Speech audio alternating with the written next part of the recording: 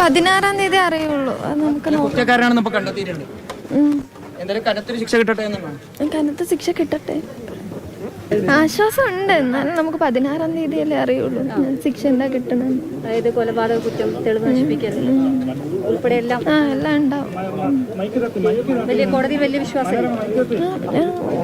ഉണ്ട്. കോടതി ഇപ്പൊ ആകെ വിശ്വാസം. നോക്കാം. നല്ല ശിക്ഷ കൊടുക്കട്ടെ. കോടതി എന്താ തീരുമാനിക്കണം. സജിത പുറത്തിറങ്ങാൻ വിടില്ല എന്ന് വിചാരിക്കണോ? കോടതി എന്താ തീരുമാനിക്കണം നോക്കാം. കനത്ത ശിക്ഷ തന്നെ കിട്ടട്ടെ എന്നാണ്. 16-ാം തീയതി ബാക്കി സംസാരിക്കാം. 16-ാം തീയതി ഒന്നുകൂടി വരണുണ്ടല്ലോ. അപ്പൊ 16-ാം തീയതി നേരെ സംസാരിക്കാം. ഈ ശിക്ഷ വിധിക്കുന്ന സമയത്ത് നിങ്ങളുടെ എല്ലാം ഒരു ആശങ്ക പരിഗണിക്കണം എന്നുള്ളതാണ്. അതെ അതെ അതെ അതെ. അയാൾക്ക് നല്ല ശിക്ഷ തന്നെ കൊടുക്കട്ടെ. അയാൾ നല്ല കുറ്റക്കാരനാണ്. ആശ്വാസമുണ്ട്. ബാക്കിന് 16-ാം തീയതി സംസാരിക്കാം. Google VS വിവരങ്ങളുമായിട്ടുണ്ട്. ഗൂഗിൾ, ഒരു നാടിനെ മുഴുവൻ പേടിപ്പെടുത്തിയ ഒരു കൊലയാളി, സാക്ഷിക്ക് വരെ നാട് വിട്ടുപോകേണ്ട സാഹചര്യം ഉണ്ടായിരിക്കുന്ന ഒരു കൊലയാളി, ഇന്ന് കോടതി എന്തൊക്കെ പറഞ്ഞുകൊണ്ടാണ് ഇയാൾ കുറ്റക്കാരനാണെന്ന് വിധിച്ചത്? ശിക്ഷാവിധി വെള്ളിയാഴ്ചയാണല്ലോ അല്ലേ?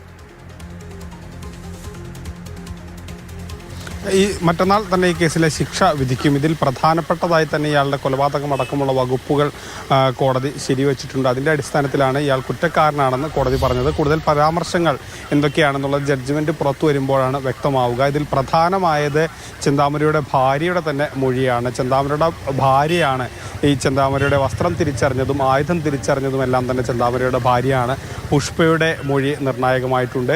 അത്തരത്തിൽ ചെന്താമരയുടെ സഹോദരൻ ചെന്താമരയ്ക്കെതിരെ മൊഴി നൽകിയിട്ടുണ്ട്. അതായത് ചെന്താമരയുടെ സഹോദരനോട് ചെന്താമര പറഞ്ഞു താൻ സജിതയെ കൊലപ്പെടുത്തി എന്നുള്ള വിവരം പറഞ്ഞു. അതെല്ലാം തന്നെ ചെന്താമരയുടെ സഹോദരൻ കോടതിയിൽ പറയുകയും ചെയ്തു. അപ്പോൾ ഇക്കാര്യങ്ങളൊക്കെ തന്നെ ഈ കേസിൽ നിർണായകമായിട്ടുണ്ട്. അതെല്ലാം തന്നെ ഈ കേസിനെ സ്വാധീനിച്ചിട്ടുണ്ട്.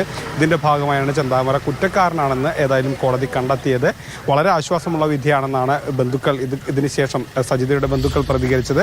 16-ാം തീയതി അറിയാം എന്ത് ശിക്ഷയാണ് ഇയാൾക്ക് നൽകുക. ജീവപര്യന്തം ശിക്ഷയാണോ അതോ പരമാവധി ശിക്ഷയിലേക്ക് പോകുമോ തുടങ്ങിയ കാര്യങ്ങളൊക്കെ തന്നെ 16-ാം തീയതി അറിയാം.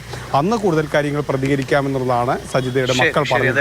വല്ലാത്ത ഭയപ്പാടിലായിരുന്നു. നാട്ടുകാർ പോലും ഇപ്പോഴും ഭയപ്പാടിലാണ്. അതുകൊണ്ടാണ് ഒരു സാക്ഷിക്ക് നാട് വിട്ടു പോകേണ്ട സാഹചര്യം പോലും ഉണ്ടാകുന്നത്. മറ്റന്നാൾ, വെള്ളിയാഴ്ച ഞാൻ നേരത്തെ തെറ്റി പറഞ്ഞു, മറ്റന്നാളാണ് ഇതിൻ്റെ ശിക്ഷാവിധി കോടതി പറയുക.